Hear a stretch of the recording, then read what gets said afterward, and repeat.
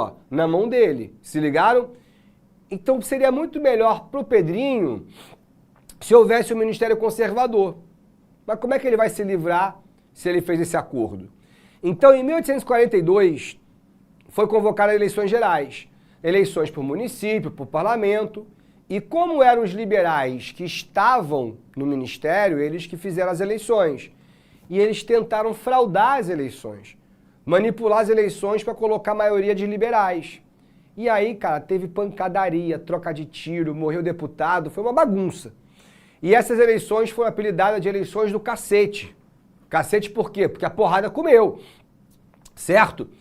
E aí, nesse momento que Dom Pedro percebe o seguinte, a oportunidade. E ele fala, pô, liberais, vocês vacilaram aí, hein?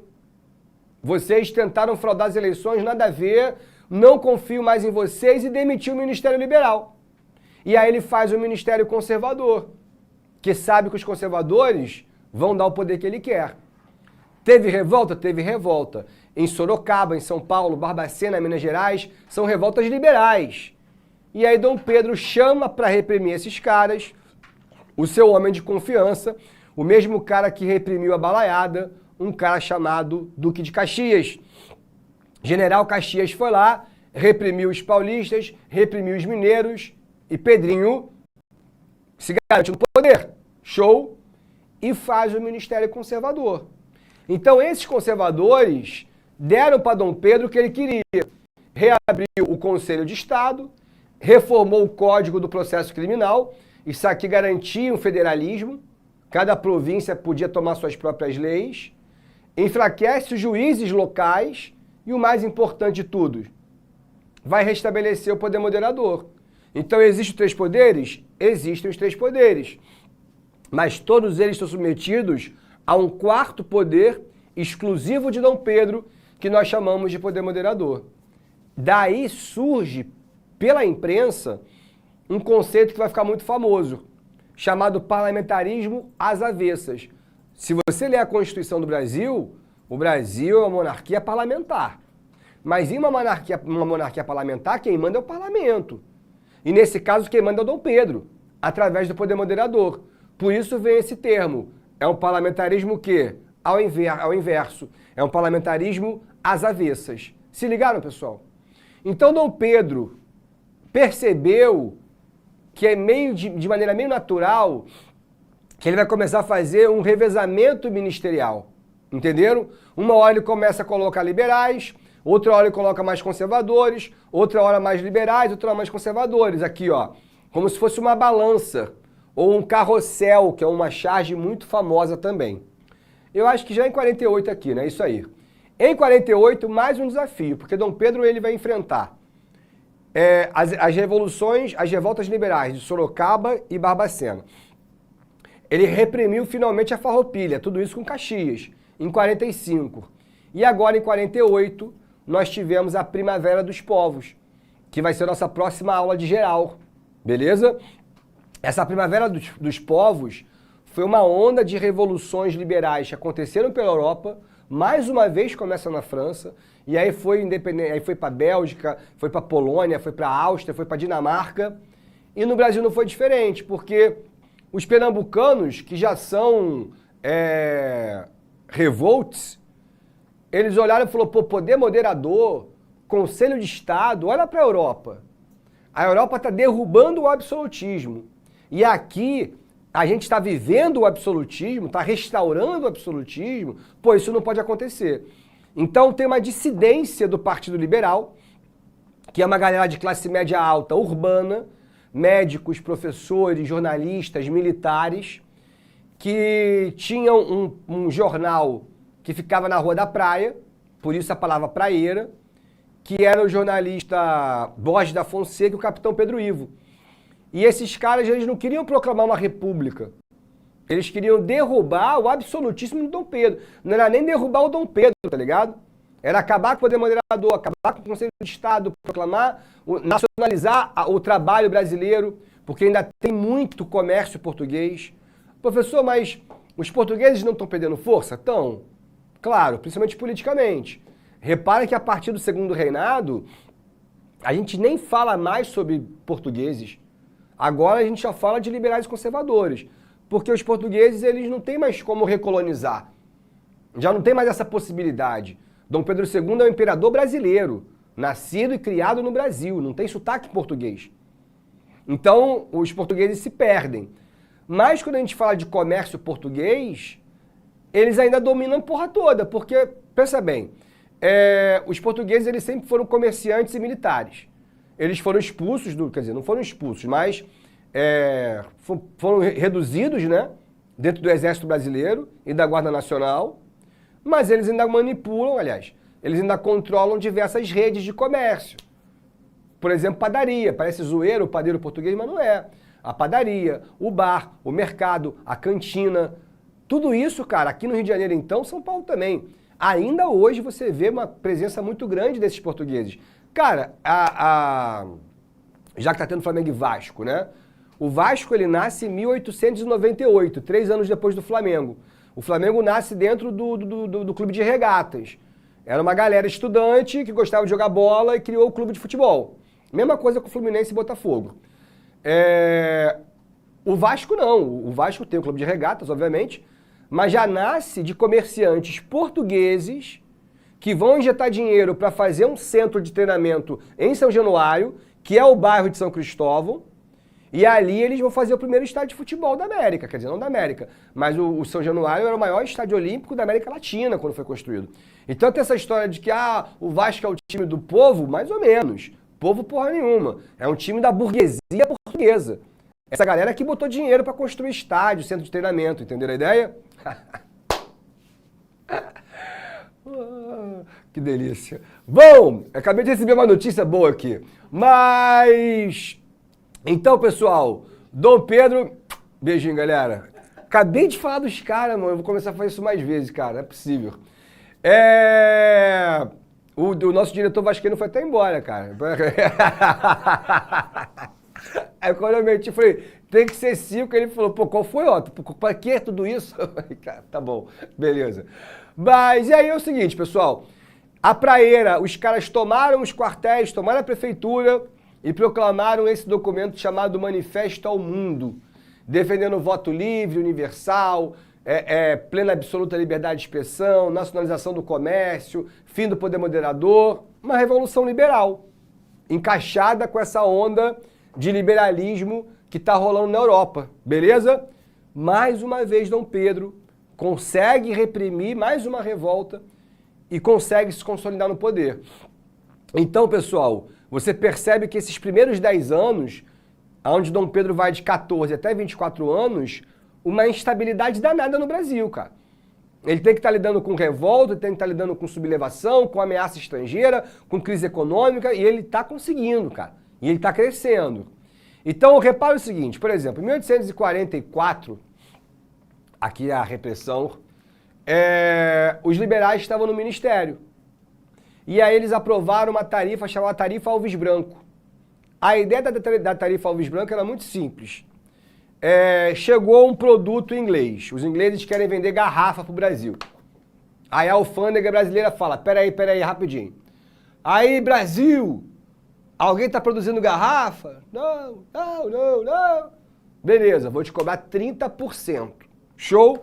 Mas se chegou um borrifador francês no Brasil, a alfândega fala, peraí, aí Brasil, alguém tá produzindo borrifador? Não, pai, você quem? Em Goiás. Opa, desculpa, então 60%, porque lá em Goiás estão produzindo borrifador.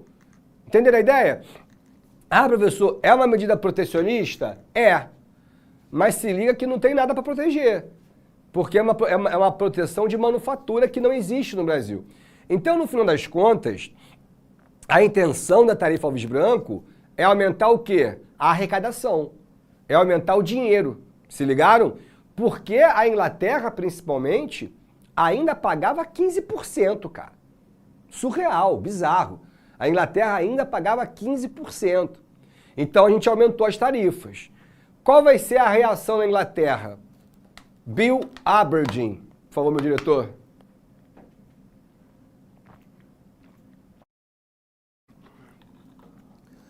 Se ligaram? Ah, professor, não lembro o que é isso. Caiu em 2019. Ou 2020, não lembro, no Enem. Bill Aberdeen. A Inglaterra decreta que todo navio negreiro que for pego em água internacional, ela vai confiscar.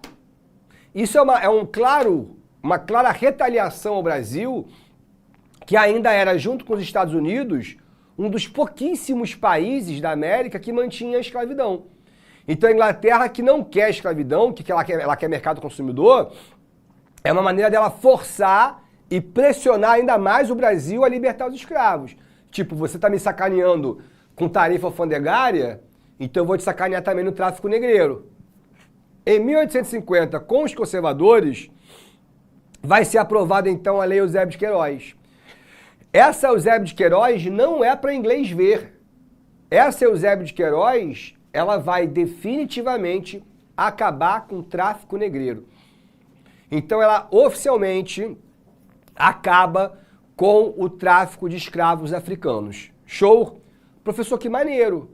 É um passo para a abolição? Todo mundo achou que sim. Mas a grande verdade é que isso aqui acalma a Inglaterra e, na verdade, deu tempo para uma vergonha, que é um prolongamento de 39 anos até a Lei Áurea. Então, quase a gente não pode falar que assim, vai acabar o tráfico? Vai, mas não vai acabar a escravidão. Pelo contrário, a Lei Eusébio de Queiroz, ela é uma, como é que eu posso falar? Um bloqueio para que a galera faça a coisa cada vez mais devagar. Cara, eu sabia que isso ia acontecer, mas eu não sabia que ia ser tanto assim, gente. Meu Deus do céu. É a quarta vez que eu interrompo a aula. Meu Deus. Eu tô perdendo isso, cara. Pô, olha, eu amo pro Enem, cara, mas hoje, pô, não é sacanagem, cara. Pior que o Leandrinho deve estar lá, safado, mano. Mas, olha lá. Meu pai do céu. Foi de quem agora? Beijinho de novo? Dá dele beijinho. Moleque, ele e o Pulgar estão numa fase impressionante, cara. Mas vamos voltar. Foi mal, gente, pro Jornal Flamenguista. Vamos voltar. Então, assim, 1850, a Lei Eusébio de Queiroz, mas, por exemplo, vai aumentar o tráfico interprovincial. Pô, cara, a galera começa, em alguns lugares do Nordeste, a fazer criação de escravo, cara, igual bicho, tá ligado? Um cara transava com 40 escravas para gerar 40 descendentes. Então, a Lei Eusébio de Queiroz, ela proíbe de verdade o tráfico, mas ela não acaba com a escravidão. Ela deu tempo para esses latifundiários começarem a tentar, como é que eu posso falar, de maneira progressiva, acabar com a mão de obra escrava. E também no mesmo ano, a chamada Lei de Terras. A Lei de Terras, ela é uma lei que, por um lado, ela é liberal. Ela é moderna. Por quê? Porque ela transforma a terra num produto. O que é a Lei de Terras, pessoal? É a regulamentação da compra e da venda da terra brasileira. Então a terra ela pode ser comprada, ela pode ser vendida, ela vai ser tributada, vai ter que pagar imposto e cada vez que ela vai ser vendida, o Estado pega uma parte para ele. Então, nesse sentido, é uma medida burguesa. Mas para pensar, qual é o efeito prático dessa lei de terras? Só vai dar acesso à terra quem tem grana. E quem tem grana já são os proprietários de terra. Então essa lei, ela vai aumentar de maneira gritante um dos maiores problemas do nosso país, que é a concentração fundiária, que é a concentração de terras. Se ligaram, pessoal? Entenderam mesmo? No próximo slide que eu vou botar de economia, eu vou botar as definições com mais calmas. Mas o que eu quero que vocês entendam nessa parte da aula é que Dom Pedro, olha lá o carrossel que eu te falei, uma hora ele faz ministério liberal, outra hora ele faz ministério conciliação, conservador, uma hora liberal, outra conservador. Então, em 53, o ministro conservador Hermeto Carneiro Leão vai propor um acordo quase que oficial, onde liberais e conservadores vão de pato entre eles se conciliar e evitar briga. Porque compreenderam que a monarquia com Dom Pedro II reprimiu as revoltas, estabilizou o Brasil, consolidou o café. E eu vou te falar uma coisa importante que o Enem gosta muito. A UERJ também, inclusive, caiu alguma coisa parecida, mas com república. O Dom Pedro ele é um cara muito importante para construir uma identidade brasileira. Porque desde a independência não tem uma identidade brasileira. O Brasil ainda é um país muito ligado a Portugal, o Brasil ainda é um país que não tem identidade própria. Então Dom Pedro II ele teve, né, nesse apogeu até a Guerra do Paraguai, onde ele envelhece junto com o Brasil, e aí ele começa o movimento romantismo, o movimento romântico, do Gonçalves Dias, do Castro Alves, uma galera que começa a valorizar a origem brasileira como uma origem indígena. Dom Pedro aparece sendo coroado por um índio, a princesa Isabel vai fazer uma festa de casamento e vai servir canjica, vai servir farofa, vai servir muqueca, pratos tipicamente nacionais. Então isso é importante. Dom Pedro, ele vai governar por 49 anos. E uma das coisas mais importantes desses 49 anos é a consolidação de um Brasil brasileiro, de um Brasil de verdade. Entenderam? Beleza? Show? Então vamos lá, recapitulando, que essa parte é complicada. Dom Pedro chegou com os liberais, fez o Ministério Liberal. 2 anos depois demitiu os caras, fez o Ministério Conservador, volta a Poder Moderador, volta a Conselho de Estado, reprime as revoltas liberais, reprime a Revolução Praieira e começa a revezar os seus ministros entre liberais e conservadores. E aí se cria a Tarifa Alves Branco, a Lei de Terra, a Lei Eusébio de Queiroz. Dom Pedro então se consolida a partir de 1855, manda pintar um quadro dele de barba, tá ligado?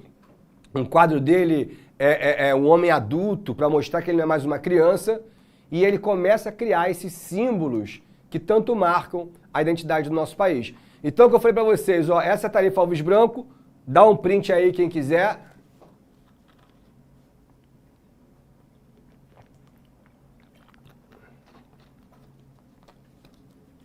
Show! Ah lá que eu falei, ó, o Bill Aberdeen, que é uma retaliação da Inglaterra em relação à nossa Tarifa Alves Branco. Dá outro print aí na Eusébio de Queiroz e Nabuco de Araújo. Isso aqui nunca caiu, tá, gente? Mas eu gosto de colocar, que é para mostrar como tá tendo um esforço, né, para combater o tráfico. A Lei de Terras, dá mais um print aí.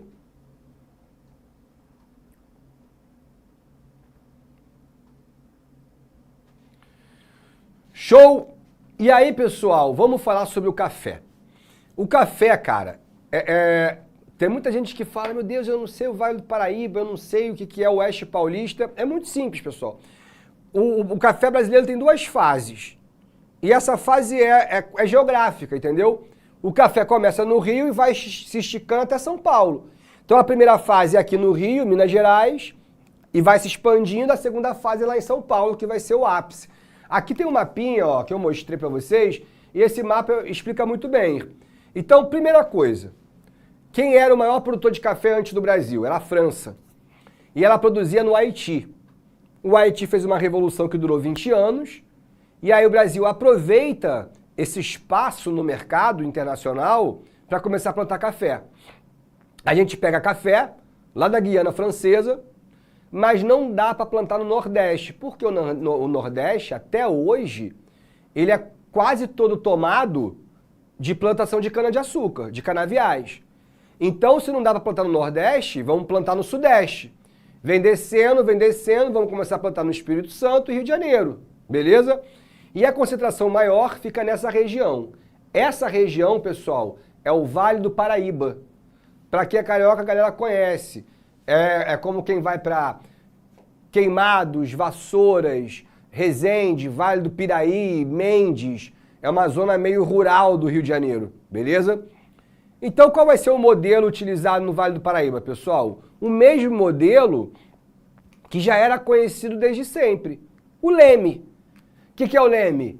L de latifúndio, mão de obra escrava, M de monocultura e tudo voltado para exportação. Isso com certeza foi o maior problema para que o ciclo do Vale do Paraíba tenha um ápice, mas logo depois ele faz uma decadência e ele se mantém até hoje, mas uma produção muito pequena, enquanto em São Paulo a coisa bombou. Primeiro, o café não é cana. A cana, ela tem um cultivo muito mais fácil. Ela dá em qualquer lugar, em qualquer solo. Entendeu? Então você não precisa de muita preocupação com a mão de obra e com o solo. O café não. O café é muito mais sensível, tem que ter um cuidado maior, uma técnica melhor e ele é mais exigente com o solo. Então o Vale do Paraíba tinha ali um solo de massapê, mas que não é tão favorável como o que a gente vai encontrar lá no oeste de São Paulo. Segundo, a mão de obra escrava. O escravo não vai trabalhar para aquilo produzir. Pelo escravo, todo mundo, por ele, aquela plantação toda morria. E ele não vai ser um trabalho qualificado porque ele não vai se propor a isso. Logo, então você também tem um mau cuidado, um café de baixa qualidade, que vai ter reclamações do mercado estrangeiro. E por fim, não houve um investimento para o café. Então você tem plantação, por exemplo, no sul do estado, na região indo para Angra dos Reis, e você tem plantação em Saquarema, indo para o norte do estado. Tem que ter trem, porra.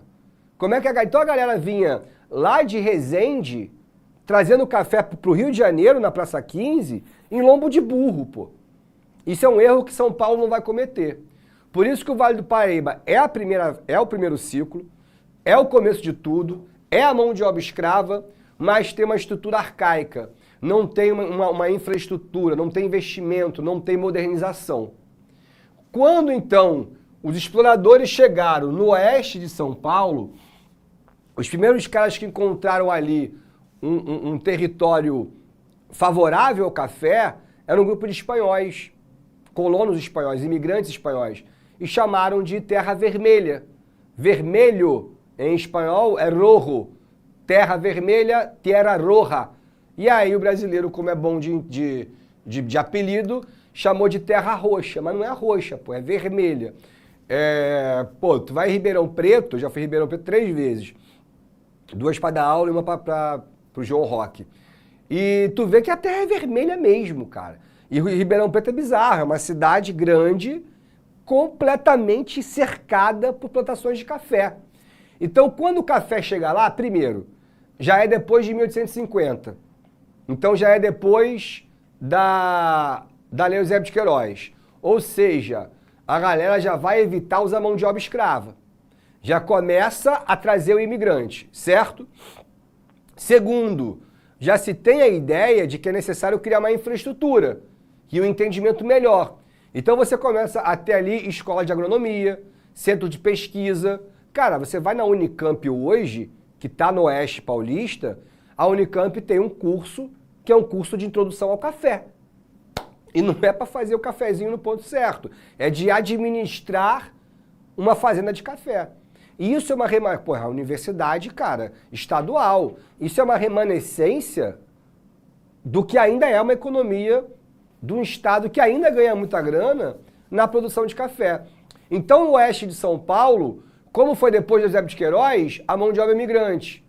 E aí, vamos criar escola de agronomia, vamos criar centro de pesquisa, vamos começar a fazer o quê? Infraestrutura. Vamos abrir rodovia? Não. Vamos fazer ferrovia. E o mais importante, vamos tirar essa dependência do Rio de Janeiro. E vamos fazer o quê? Um porto em Santos. Quando São Paulo consegue conectar tudo isso aqui, Ribeirão Preto, Sorocaba, Bragança, Poços, tudo isso aqui a Santos, aí, mano, São Paulo começa a se transformar no que ele é hoje. No estado mais rico e poderoso do Brasil. Porque o café ali começa a ser feito com uma qualidade muito grande e de uma maneira muito mais eficiente. Porque a galera está fazendo aquilo com uma visão empresarial. É uma oligarquia que não são os velhos fazendeiros que saíram da cana para o café. É uma galera que tem uma visão de transformar aquele produto em realmente uma indústria. A indústria do café. Se ligaram? Então, vamos trazer o imigrante, beleza? E aí, é claro, é aqui, você vê essas cidades do interior de São Paulo. Pô, cara, olha pro Rio. O Rio de Janeiro, quais são as grandes cidades do nosso interior? Campos, Macaé e Niterói. Acabou. E nem dá para chamar de grande cidade, com todo respeito. Agora, você olha pro interior de São Paulo, é bizarro. É um outro mundo mesmo. Existem dois mercados em São Paulo, a grande São Paulo e o interior de São Paulo. E esse interior de São Paulo que é Campinas, São José, Ribeirão Preto, Sorocaba, Bragança, cara, são cidades grandes, com 500 mil, com 600 mil pessoas. Aqui, ó, lá em Ribeirão, eu não sei porquê, tá? Mas eles falam que é a Califórnia brasileira. Por favor, meu querido.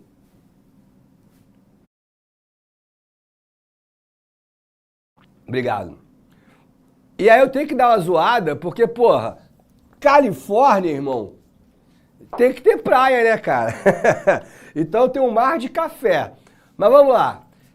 Então, a primeira maneira de trazer o imigrante, e é um momento ideal para trazer o imigrante, tá tendo segunda revolução industrial, tá tendo desemprego pra cacete, tá tendo as guerras de unificação na Alemanha e na Itália, especialmente na Itália.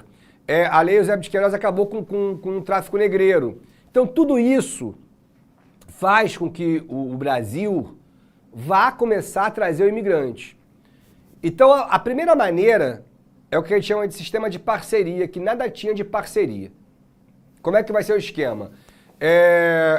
Tem lá o senador Campos Vergueiro, o fazendeiro, e ele manda os 2 filhos para a Itália. Aí os moleques vão lá para a Itália, chega lá e bota uma plaquinha, ó, emprego no Brasil. Aí chega lá o camponês do sul da Itália e fala, pô, olha, lá a gente vai levar você pro Brasil e lá tem terra para perder de vista, você vai trabalhar pra gente, mas depois você pode comprar sua própria terrinha e tal. E aí o italiano desempregado, ferrado, controlado por uma porrada de milícia, ele vê aquilo como uma oportunidade de, cara, vamos pro Brasil. E a gente vai poder ter nossa própria terra, e a gente vai ter nossa própria produção, e a gente vai trabalhar pela gente mesmo. E aí pegava aquela família de 8 pessoas, e os caras, não, a gente quer isso, só que a gente não pode ir, a gente não tem dinheiro. E cara, tu não se preocupa com isso não. Eu vou pagar a tua passagem, o teu transporte, a tua habitação, a tua alimentação. E aí pagava tudo. E aí quando a família chegava no Brasil, estava endividada. E aí eles vão morar onde? Vão morar numas casinhas construídas na fazenda, de graça? Não, tem aluguel. Aí eles vão comprar as coisas na mercearia. Quem é o dono da mercearia? O próprio fazendeiro. Então quando eles percebiam, eles trabalhavam e não recebia nada. Porque tinha dívida. Trabalhava, então eles estavam sempre endividados. Isso vai gerar o que a gente chama de escravidão por dívida. E vai gerar até castigos corporais, porque ainda tem uma mentalidade escravocrata. Então esse primeiro ciclo de imigração não dá certo. Não dá certo porque você vai ter muito conflito, você vai ter muito desentendimento, você vai ter muita denúncia frente ao Estado, porque por mais que sejam endividados, são homens livres, então podem recorrer à polícia, podem recorrer a alguém, e o Estado brasileiro resolve intervir. E aí a segunda parte não é o sistema de parceria, é o sistema de colonato. Por quê? Porque o Brasil, o Estado brasileiro, ele vai comprar uma ideia de um discurso de eugenia que está rolando na Europa, e eu vou te explicar isso melhor quando eu falar de imperialismo, mas o Brasil, basicamente, a ciência do século XIX acreditava que o negro, ele estava, não só o negro, tá? Mas o asiático de maneira geral também. O não branco estava atrás dele na linha da evolução. Que na linha de evolução, o penúltimo era o negro e o último era o branco. Então, na cabeça deles, qualquer país que mantiver uma população negra, esse país não vai ter desenvolvimento. Esse país vai ter problemas porque são pessoas degeneradas, com menor capacidade, são preguiçosos, enfim. Racismo da pior maneira possível, em tom de ciência. E aí esse novo Brasil, que quer criar uma identidade, que quer criar um desenvolvimento, se vê com esse grande problema. A quantidade de negros que vão ser uma âncora para o desenvolvimento do Brasil. Países como a Argentina, por exemplo, enviaram milhares e milhares de negros para a África, sendo que a maior parte desses caras nem eram mais africanos, mas mandaram ou mataram e embranqueceram. A Argentina é um país branco, mega desenvolvido pelo visto, né? Então a ideia é que A ideologia racial era tão brutal e estúpida que eles acreditavam que se você trouxesse brancos para se misturar com os negros, o DNA do branco é tão maior, é tão mais forte, que as gerações seriam cada vez mais brancas. Então esse quadro que já caiu no Enem, chamado A Redenção de Cã, ele é bem autoexplicativo. Isso aqui é o que o governo quer. É o que o Dom Pedro II quer. Uma senhora negra retinta, que já teve relação com um homem branco, teve uma filha mulata, já embranquecida, que também vai ter relação com um homem branco e que vai ter um filho branco. Esse quadro é o embranquecimento, e é óbvio que isso é uma mentira, deslavada e estúpida. Só que as consequências disso para o nosso país foram completamente drásticas. Drásticas mesmo, porque o embranquecimento ele não acaba com a República.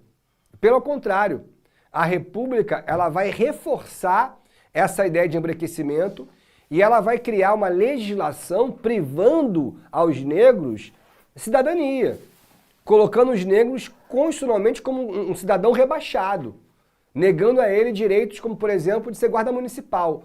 Mas eu vou te falar isso com calma quando eu falo da proclamação da República, beleza? Por hora, vamos entender que essa ideia de embranquecer a população brasileira faz com que o Estado se meta para criar, então, um sistema de colonato. E aí deu certo. Então, assim, nós trouxemos para o Brasil 3.800.000 imigrantes em papo de 50 anos. Nós trouxemos para o Brasil 4.100.000 africanos em 300 anos. Então esse embranquecimento ele tinha sede e velocidade, ele tinha pressa. Ou seja, você vai marginalizar metade da população negra porque você não precisava desse imigrante. Hoje, cara, é surreal. Todas as vezes que eu dou essa aula, eu pergunto em sala de aula assim, quem aqui tem sobrenome italiano? Pum, pum, pum, pum, pum, pum, uma galera. Eu não pergunto se alguém é. Será que tem? Não, eu pergunto quem tem. Porque é um canal tão grande de imigração que é surreal. Cara, eu falo, é o único lugar dos poucos países que eu conheci da Europa aonde eu me senti bem. Foi no sul da Itália. Porque você vai para Roma, Florença, norte da Itália, é Europa normal. Mas tu vai no sul da Itália, meu irmão, tu vê que é pobre mesmo. E aí, galera, quando tu vê que é italiano, pô, impressionante. Cara, eu e o Biro tava comigo nessa, a gente parou numa esquininha ali, pedimos uma garrafa de vinho, botamos um sambinha pra tocar, e papo vai, daqui a pouco veio o cara, meu irmão, vocês são brasileiros? O dono do bar. Somos brasileiros. O cara, pô, minha irmã mora no Brasil, meu sobrinho fez teste lá no Corinthians, e daqui a pouco, cara, o cara trouxe presunto de palma pra gente, e azeitona, aí deu um licor de limão, aí a gente pegou mais um vinho, do nada passou um padre, aí o padre passou, escutou a música e falou assim, brasileiros, nós somos brasileiros.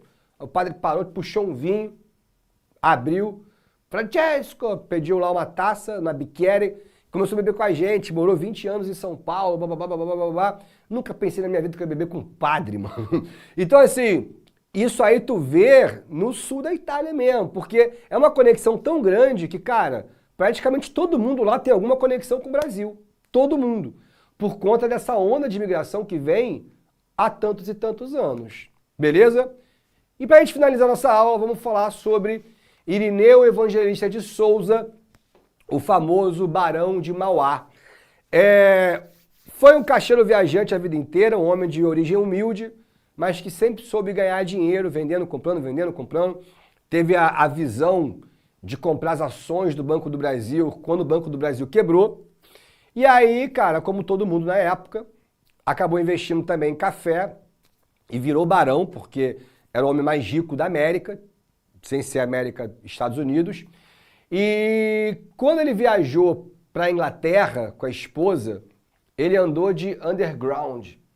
E ele ficou assim, completamente encantado com aquilo. Ele falou, caraca, cara, a gente tá andando a cavalo no Brasil e aqui os ingleses estão andando por baixo da terra já com energia elétrica. E aquilo mexeu com ele, sabe? Então ele volta pro Brasil determinado a industrializar o Brasil. Mas entenda o seguinte, a Era Mauá não é um surto industrial. A gente não fazia nem prego. nem parafuso. Então não tem como falar que é um surto industrial. O que o Mauá vai tentar fazer é uma criação de uma infraestrutura para vir uma futura indústria, se ligaram? E ele sabe que era o momento certo. Pô, tem a tarifa Alves Branco, que protege se você fizer uma mercadoria. A Lei Eusébio de Queiroz, que libera capital. Tem um monte de imigrante vindo que tem mão de obra. Um monte de imigrante vindo que tem mercado consumidor. Ele tem dinheiro que sobrou do café. Então, quer dizer, era o ambiente perfeito. E o Mauá vai se dedicar a construir essas estruturas. Então, se liga. Ferrovias para Petrópolis, para Santos, Jundiaí, a Central do Brasil, criada hoje no Rio de Janeiro, é uma criação de Mauá. Companhia de navegação a vapor lá no Amazonas, iluminação pública, bolsa de valores, estaleiro Mauá, que existe até hoje, saiu da ponte de Niterói, chegando em Niterói, lá para a direita, é o estaleiro Mauá. O cara ligou um cabo de telégrafo do Rio de Janeiro até Londres, desenrolou um cabo daqui até lá. Só que, infelizmente, Mauá tinha inimigos muito poderosos. O primeiro e mais importante é o próprio rei. Dom Pedro II não gostava do Mauá, achava Mauá um cara arrogante, abusado. Eram rivalidades de maçonaria, surreal. Mauá também irrita os latifundiários que não querem essa industrialização, que não querem essa modernização. E irrita a Inglaterra, que vai exigir tarifas menores para ela. E aí, no final, Dom Pedro dá a tarifa que a Inglaterra quer e os latifundiários vão fazer incêndios criminosos ao estaleiro, a Bolsa de Valores, a combinação de iluminação pública e a guerra, né? A Guerra do Paraguai. Então, diante dos gastos da Guerra do Paraguai, diante do boicote, do incêndio, da falta de investimento, de apoio, Mauá faliu, cara. Decretou falência e quase morre pobre. Só não morreu pobre porque era um cara esperto, tinha ali um fundo guardado. E sobre a Guerra do Paraguai e o final do Segundo Reinado, eu te conto na semana que vem. Saudações rubro-negras. Fui! Assista nossas aulas a hora que você quiser. Vem com o Pro, o cursinho online que mais aprova no Enem. Assinem proenem.com.br.